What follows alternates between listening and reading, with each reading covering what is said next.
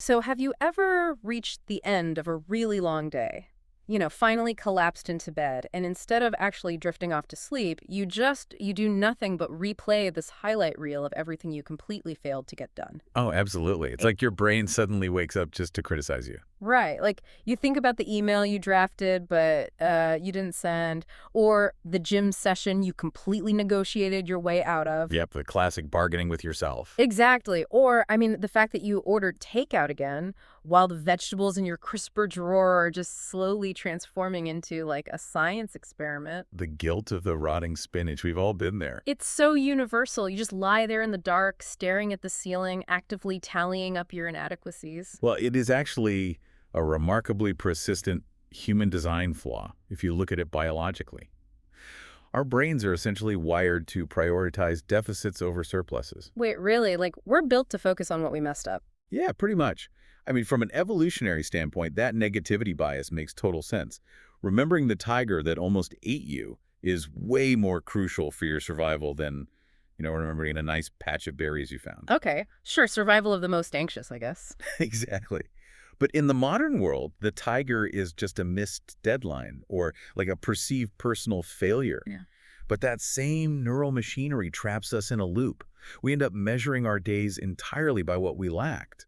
Which perfectly brings us to the central question driving today's deep dive. Like, why does the human brain actively try to destroy itself when it feels inadequate? And more importantly, how can we trick it into stopping? That's the million-dollar question, isn't it? It really is. So we are exploring a source document today that takes this very common, late night self-criticism to its most absolute, terrifying extreme. It's a heavy one, for sure. Yeah, and I know a lot of you listening are probably already familiar with the basics of cognitive behavioral therapy or the general concept of gratitude journaling. Right, the standard advice. Yeah, the standard stuff. We aren't here to rehash those basics today. We are looking at a really extreme application of these ideas. It's drawn from a deeply personal, remarkably raw account written by someone who was just they were consumed by a mountain of self-hatred and this crippling inferiority complex. And, the value of looking at an extreme case like this is that it acts as a magnifying glass for us. Oh, I like that. How do you mean? Well, when the psychological mechanisms are dialed all the way up to a 10, they just become much easier to dissect. Yeah. The author of this text didn't just have, low self-esteem. They experienced a complete systemic breakdown. Yeah, reading it was intense. But the incredible part is that they managed to rebuild themselves. They built what they call a happiness constitution. And they did it using this remarkably simple, almost counterintuitive nightly habit. So I want to start by really looking at that breakdown first, because before we can understand the cure they developed, we kind of have to understand the sheer physiological depth of their struggle. Yeah, you have to see how deep the hole was. Exactly. When I was reading the first part of this text, The Anatomy of Their Self-Hatred, it just painted this terrifying picture of what happens when the mind literally breaks the body. It's a stark reminder, honestly. Like, we talk about the mind-body connection casually all the time, right?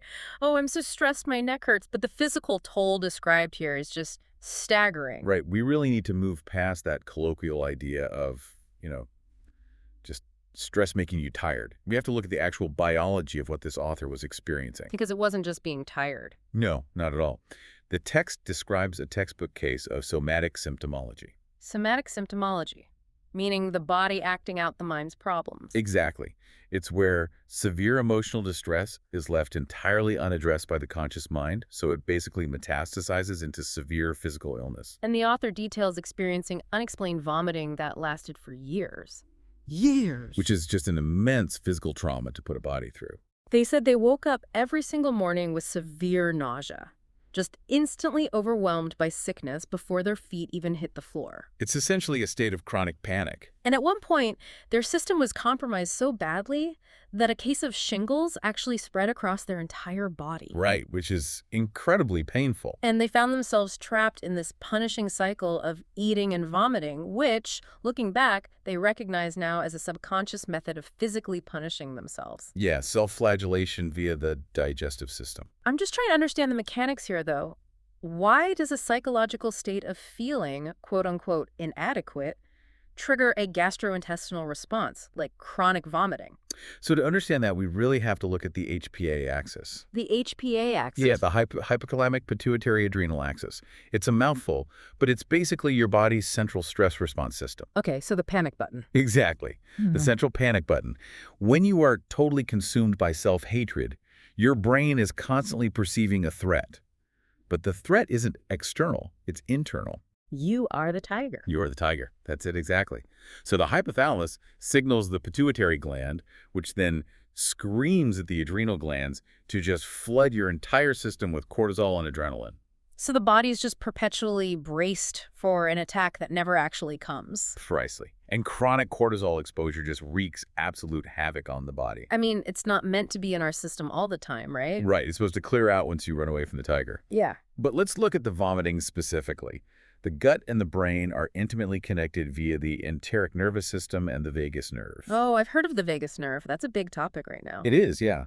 When the HPA axis is constantly firing, it actively diverts resources away from non-essential functions. And in a life or death situation, digestion is non-essential. That makes sense. If you're running for your life, you don't need to digest a sandwich. Exactly. So chronic stress alters gut motility. It decreases the protective mucosal lining in your stomach, and it triggers severe nausea. The body is essentially saying, we don't have time to digest food. We are currently under attack. Wow. Okay, and what about the shingles? Because that sounds terrifying. So shingles is the varicella zoster virus. It's the exact same virus that causes chickenpox in kids. Oh, wait, really? Yeah, and after you get chickenpox, the virus doesn't leave your body. It just lays dormant in your nerve tissue for decades. Okay, that is deeply unsettling. It is a little creepy, right?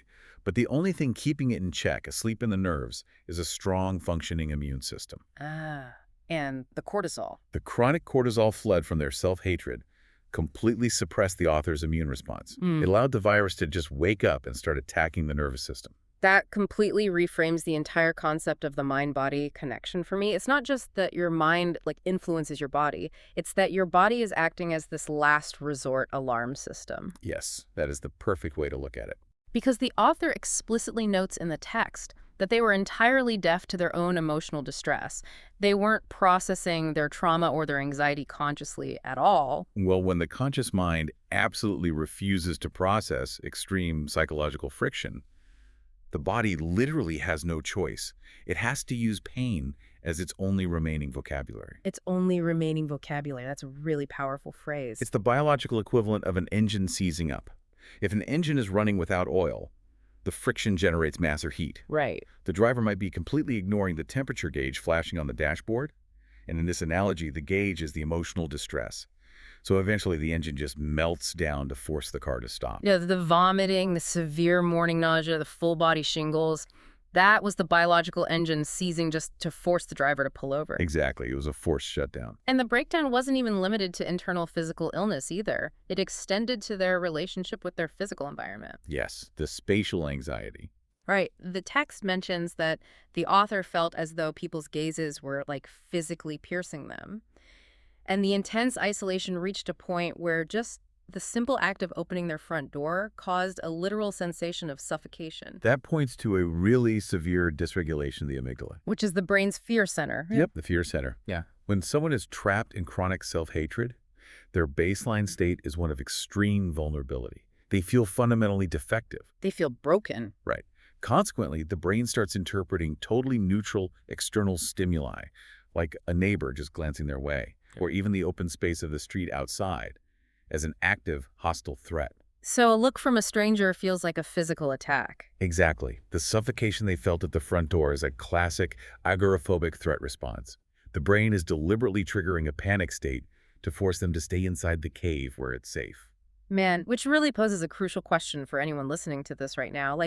How often do we treat our mental health as something that is purely, quote-unquote, in our heads? Almost always. Right. We totally ignore the blaring somatic alarms our physical bodies are setting off.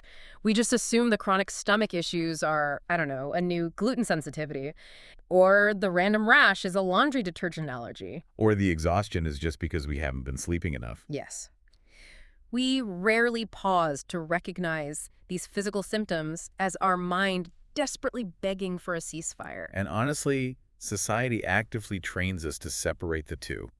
Think about how medicine is structured. What do you mean? Well, we go to a gastroenterologist for the stomach pain, we go to a dermatologist for the rash, and we go to a therapist for the mind. We treat them as totally isolated, unrelated departments. That's so true. We outsource the But parts. this source document forces us to confront the biological reality that the mind and body are just a single, continuous feedback loop. You cannot separate them. So when a person is in this state, when the alarms are just blaring and the engine is seizing up, the natural human instinct is to try and fix the problem, obviously. You look for a solution. Of course, you want the pain to stop. And the author's approach to fixing their internal despair was to try and add things from the outside. They engaged in what the text reveals as this relentless pursuit of external conditions. It's the classic illusion of the external fix. Yes. When the internal foundation is entirely eroded, the instinct is to build this massive scaffolding on the outside to try and hold the crumbling structure up. And the author meticulously cataloged their failures in this pursuit, which is so sad to read. The list of abandoned projects is long. Oh, it really is. They bought all these English study materials and just abandoned them after a few days. They started these extreme diets and gave up after like 3 days. They failed basic qualification exams. Just a cycle of starting and failing. But the critical piece here isn't just that they failed at these tests. I mean, we all fail diets. The issue is how they interpreted those failures. Right, the meaning they attach to it. They equated these very common stumbles with their total human worth. Because they couldn't stick to an extreme diet, they basically concluded they fundamentally had no guts and were just inherently worthless. That leap in logic going from I failed a diet to I am fundamentally a worthless human being is a classic cognitive distortion. That's a huge jump. It is. Specifically, it's called overgeneralization, and it's fueled by a deep core belief of defectiveness. The author was operating under a psychological framework where their current baseline self had absolutely zero intrinsic value. I kept visualizing this whole mindset as a transactional arcade machine. Oh, an arcade machine. How so? You know those massive flashy machines at the arcade with the coin slots where you try to win tickets? The author basically believed their entire life operated on that exact transactional logic. Oh, I see where you're going with this. Yeah, they believed that if they could just insert the correct token, like if they inserted the extreme weight loss token or the difficult qualification token or the fluent in English token, the machine would suddenly hum to life and dispense status, respect, and ultimately love. That is a brilliant analogy. It perfectly illustrates the concept of conditional self-esteem. Conditional self-esteem, Yeah. as opposed to, Well, in psychology, we talk a lot about unconditional positive regard. That's the idea that you have value simply because you exist as a human being. Full stop. no tokens required. Exactly. No tokens. But the author had zero unconditional positive regard for themselves. Their entire sense of worth was heavily conditional. So they felt they had to earn their right to exist, basically. Yes. The text explicitly highlights this exact psychology. They genuinely believed that if their outer appearance changed, or their resume changed, the fundamental way the world treated them would magically change. It's the belief of, if these conditions are met, then I will be loved. It's just a devastating way to live. Because let's be real, the arcade machine doesn't care about you. It really doesn't. If the machine eats your token, if you fail the exam or you break the diet, you don't just lose the token, you feel even more hollowed out than before. You feel robbed. Right. But the text argues something even more insidious than that. Even when they did succeed, even when they managed to achieve a small piece of external validation, it didn't actually fix the problem. It never does. Because gaining external conditions to solve internal self-hatred is basically like drinking salt water when you're dying of dehydration. Oh, man. Let's pause on that. Drinking salt water, No. because it feels like it's solving the thirst for a second. Exactly that. You are desperately thirsty for validation, for any sense of worth. So you achieve a goal, say you lose 5 pounds or you pass a test. Okay. You get a sudden influx of external praise from people. Good job. You look great. Yeah, That is the salt water hitting your tongue. It feels wet. It feels like a solution. right. You get that hit. You get a quick dopamine hit. But physiologically, salt water is hypertonic, Hypertonic, meaning what? meaning once it enters your system, the high salt concentration actually draws the existing healthy water out of your cells through osmosis. It literally drains you, leaving you far more dehydrated than before you took the drink. That is such a brilliant way to explain it, because the underlying core belief that I am only worthy if I achieve is still sitting right and there. hasn't been touched at all. So the moment the praise inevitably fades, you are left with an even deeper void. And then you have to go chase an even bigger external achievement to get the next hit of salt water. It's an exhausting treadmill. The text points out that by focusing entirely on changing external conditions to win this validation, the author was completely abandoning their own internal existence. They weren't living for themselves at all. No, they were outsourcing their entire self-worth to the fleeting opinions of others and these arbitrary societal metrics. It accelerates the physical and mental breakdown we talked about earlier. Which naturally brings us to the actual mechanics of how they were managing this whole stressful pursuit, like the specific tools they used. The cups they used to drink the salt water, so to speak. Yes, because if external achievements were the salt water, the cups they were using were just as destructive. The author relied heavily on the quintessential tool of modern productivity, the to-do list. But we should clarify, not just a standard grocery list. No. The text describes an extreme, minute-by-minute daily schedule. A rigidly controlled grid of their day. Obsessive tracking, just rigorously checking off completed items. But the author notes this really profound realization. Checking those boxes never, ever brought a sense of fulfillment or a full heart. It rarely does for someone in that state. It only ever brought this heavy sense of obligation and a very fleeting, temporary relief from anxiety, like, okay, I survived that hour. This is a crucial observation about the psychological weight of self-management tools. We tend to view schedules and to-do lists as morally neutral objects, right? They're just ink on paper. Yeah, just an app on our phone. Exactly. Yeah. But when they are filtered through a mind that is totally consumed by self-hatred, a tool designed for basic organization secretly morphs into an instrument of self-torture. That's exactly it. I think what's actually happening there is the complete weaponization of productivity. The weaponization of productivity. I like that. Yeah, because when you already believe you are inadequate, a minute-by-minute schedule isn't a helpful roadmap. It's a daily exam that is mathematically rigged for you to fail. And we really have to factor in the Zeigarnik effect here, too. The Zeigarnik effect. Wait, is that the idea that unfinished tasks take up more mental energy than finished ones? Yes, exactly. The human brain remembers uncompleted tasks much better than completed ones. It creates this underlying cognitive tension. Right, like an open tab in a browser. Exactly like an open tab. For a healthy brain, that tension is just a helpful nudge to, finish writing an email. Sure. But for a brain deeply steeped in an inferiority complex, that cognitive tension is interpreted as undeniable proof of failure. Every single unchecked box on that minute-by-minute schedule becomes a glaring neon sign confirming their core belief. See? You have no guts. You're broken. So you are basically actively programming your own environment to supply you with evidence of your own worthlessness every single hour of the day. You are. You're building a cage. The temporary relief they felt when checking a box wasn't the joy of achievement. It was simply the temporary cessation of psychological pain. The relief of not being hit. Exactly. It's the relief of not being punished in that specific minute. But true fulfillment cannot be built on the mere absence of punishment. Wow. Okay, so this was the breaking point. The severe physical illness, the agoraphobia at the front door, the endless saltwater treadmill, the daily self-flagellation via the to-do list. The author finally hit a wall. The engine fully seized. Right. But the really fascinating part of this source document is what happens next. They didn't throw the pen and paper away. No, they didn't. They didn't reject the concept of tracking their days entirely. Instead, they made this radical, totally counterintuitive pivot. Using the exact same pen and the exact same notebook, they completely inverted the purpose of the list. It's a brilliant pivot. They completely stopped tracking their deficits. And they created a new checklist that was strictly and exclusively for praising themselves for things they actually did. It was a very conscious, deliberate shift from deficit tracking to asset tracking.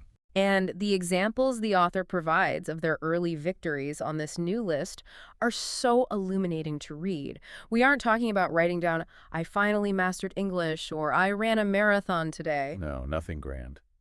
The author praised themselves for finishing a book, just reading a book.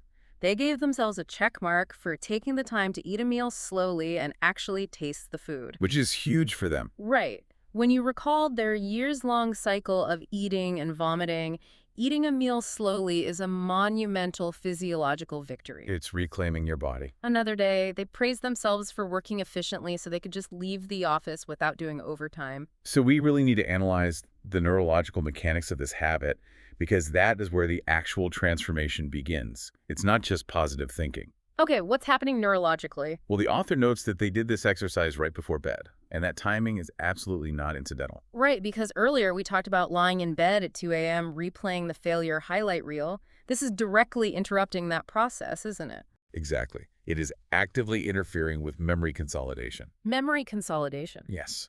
During sleep, the brain consolidates the day's experiences. It moves them from short-term memory to long-term storage, and it prunes neural connections. Basically saving the file. Right. So if you go to sleep ruminating on every unchecked box and every perceived failure, you are essentially giving your brain instructions. You are telling it to reinforce the neural pathways associated with inadequacy and threat.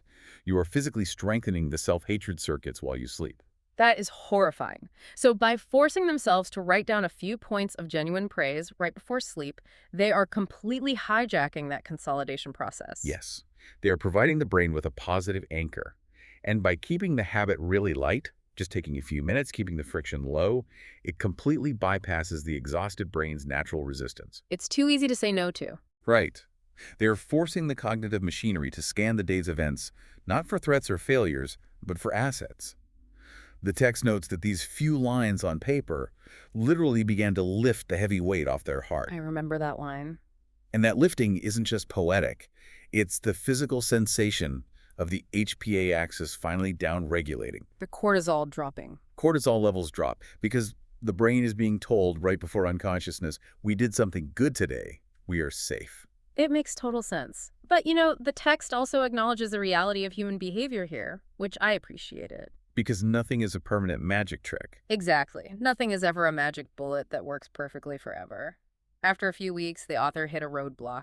The novelty of the praise list kind of wore off. As it always does. They found themselves repeating the same achievements on the list over and over, read a book, left work on time, ate slowly, and eventually, as the mundane reality of a daily routine set in, they struggled to find new things to praise. Which is the natural life cycle of literally any new behavioral intervention. The initial contrast effect just fades away. And this is where I actually found myself pushing back quite hard on the sorts text while I was reading it. Oh, really? Where did you push back? Well, the author says they solved this roadblock by drastically lowering the bar, and I mean drastically. He really did. When they couldn't find a standard achievement, they started praising themselves for finding a funny YouTube video. They gave themselves a written praise for using up a lot of ink in their pen while studying. Right, the pen ink. Let me just be the devil's advocate here for a second, because my immediate reaction was, isn't that far too trivial? Trivial. Yeah. Like if we start patting ourselves on the back just for sitting on the couch and letting the YouTube algorithm feed us a funny video, don't we risk losing all our ambition? The ambition argument. Aren't we just coddling ourselves into complete apathy? If the brain learns it gets a gold star just for using pen ink, why would it ever exert the effort to, say, actually pass the difficult qualification exam? It is a highly rational objection. And I think it perfectly encapsulates the tension between modern achievement culture and actual psychological recovery. Yeah, because it feels wrong to praise doing nothing. We're deeply conditioned to believe that self-criticism is the ultimate engine of ambition, and that self-acceptance is just the death of progress. But the text, when you view it through a strict clinical lens, really dismantles that fear entirely. Okay, how so? Because praising YouTube consumption still feels like a very slippery slope to me. Well, you have to contextualize the intervention. This isn't about ambition right now. This is psychological triage. Triage, like in an ER. Exactly. Let's look at Maslow's hierarchy of needs. At the very top of the pyramid, you have self-actualization. That's your ambition. Passing the difficult exams, mastering a new language, reaching your potential. Right. But the very foundation of the pyramid is physiological safety and basic self-esteem. The author's foundation wasn't just cracked, it was entirely pulverized. Because of the vomiting and the panic attacks. Yes. They were vomiting daily and suffering from severe agoraphobia. If you are standing in the smoking rubble of a completely collapsed building, you do not start stressing about what color to paint the penthouse walls. Oh, wow, that's a great point. You just need to lay one single solid brick to prove the building is even still possible. So the fear of losing ambition is basically a luxury problem. You can't worry about killing ambition when the organism is barely surviving the day. Exactly. It's irrelevant at this stage. But there's also a much deeper neurological mechanism at play with lowering the bar like this. What's that? The text reveals that by dropping the criteria for praise to the absolute floor, the author experienced a paradigm shift. They didn't become apathetic at all, they actually recalibrated their reticular activating system. The RAS, the brain's filter. Yes, the RAS. At any given second, your brain is bombarded with millions of bits of sensory data, sounds, sights, temperatures. The RAS is a tiny bundle of nerves at the brainstem that acts as a bouncer for your conscious mind. Deciding who gets into the club. Right. It filters out about 99% of reality based on what you have programmed it to look for. Okay. When the author hated themselves, their RAS was rigidly programmed to only let in evidence of failure.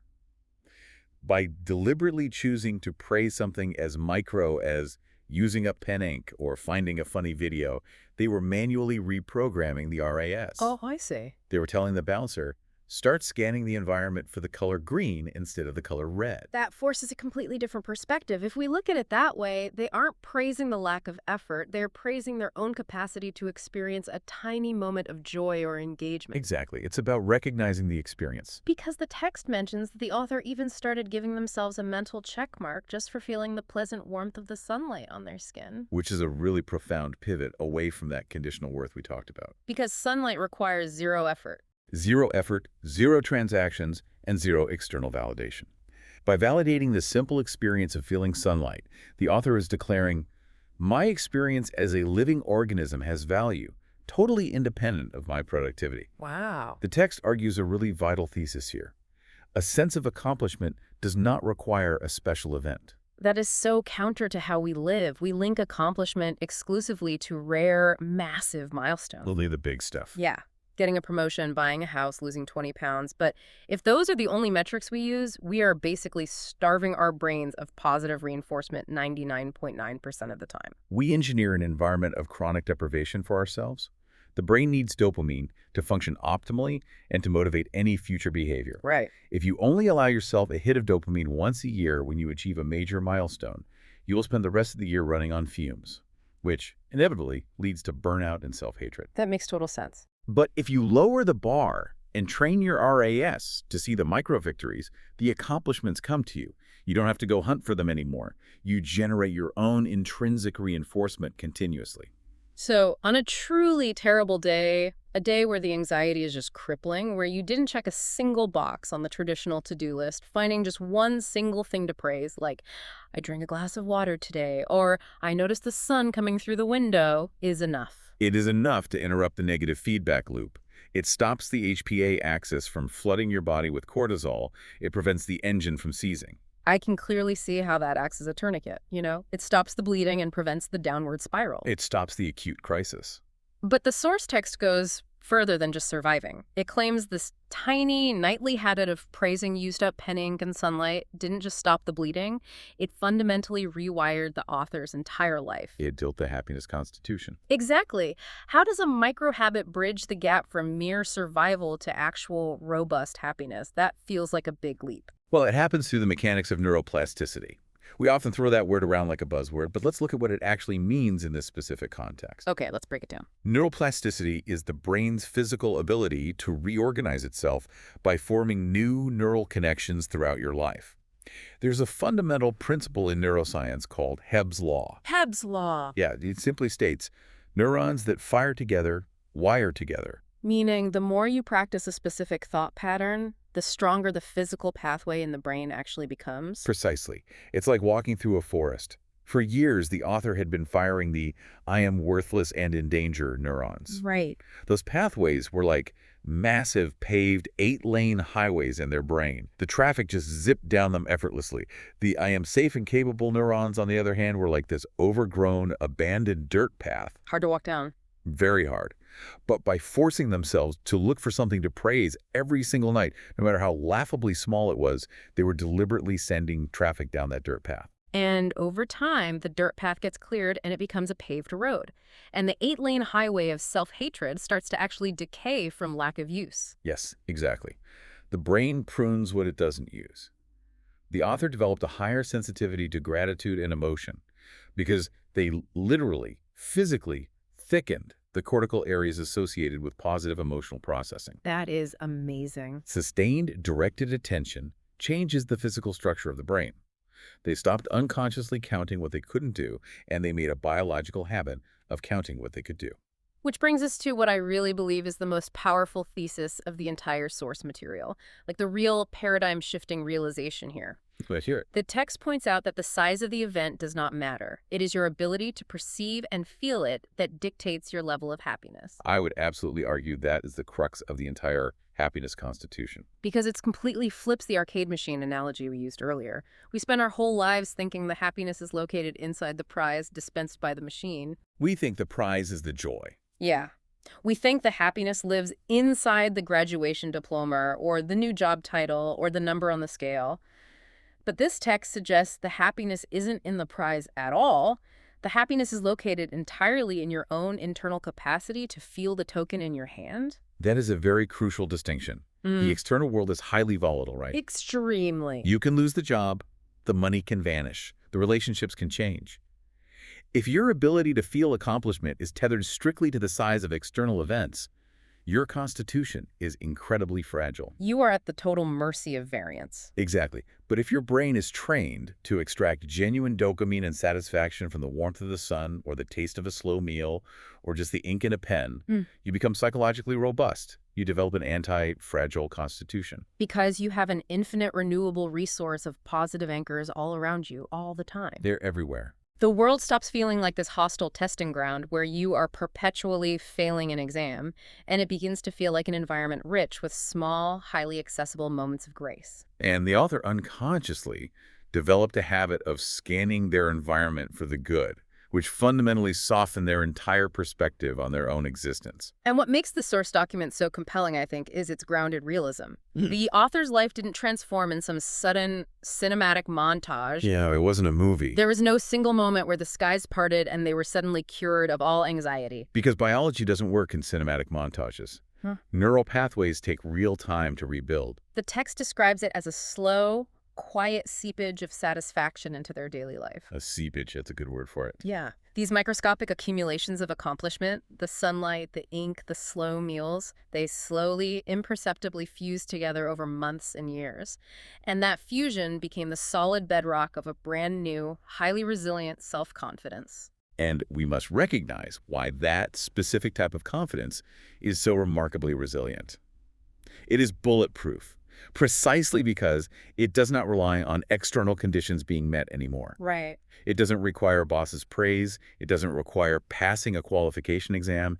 It relies entirely on the author's internal practice capacity to witness, validate, and appreciate the micro-realities of their own life. Which brings this entirely back to you, the person listening to this deep dive right now. Exactly, of how to apply it. You might be listening to this on your commute or while doing the dishes.